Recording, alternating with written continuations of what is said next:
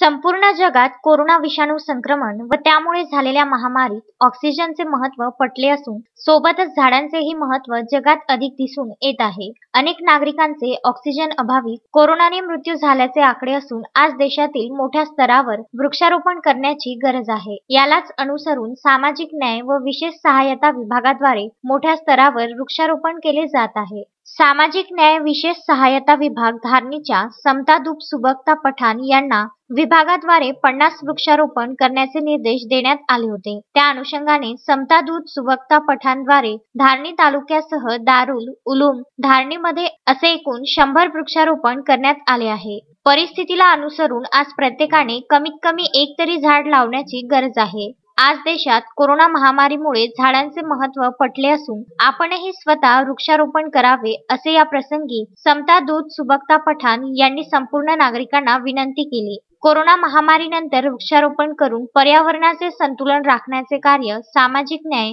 व विशेष सहाय्यता विभागाद्वारे उपक्रम राबवून केले जात असून या अभिनंदनास पात्र कामगिरीकरिता सर्व स्तरावरून त्यांचे कौतुक केले जात आहे। हे विशेष सामाजिक न्याय विशेष सहाय्यता विभाग अंतर्गत डॉक्टर बाबासाहेब आंबेडकर संशोधन प्रशिक्षण संस्था भारती पुणे अंतर्गत वृक्षारोपण कार्यक्रमाचे आयोजन करण्यात आले आहे। त्या अंतर्गत आता कोरोना महामारी ज्या पार्श्वभूमीमध्ये ऑक्सिजनची कमतरता खूप लोकांना जाणवली, खूप लोकांचा जीव ऑक्सिजनच्या कमतरतेमुळे गेलेला आहे।